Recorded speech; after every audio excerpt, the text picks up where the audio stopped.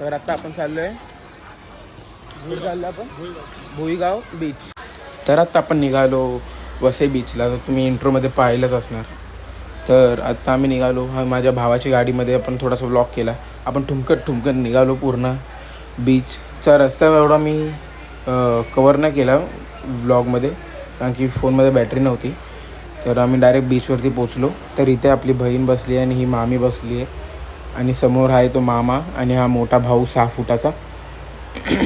आणि हा बघा बीचचा व्ह्यू, एक नंबर व्ह्यू होता.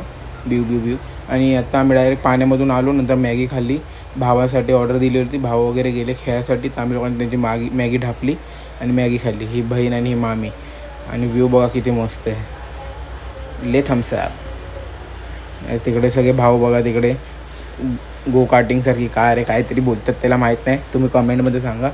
ती कार तेरे को कहते आहे. हे आमचे छोटे भाऊ घोड्यावर बसले.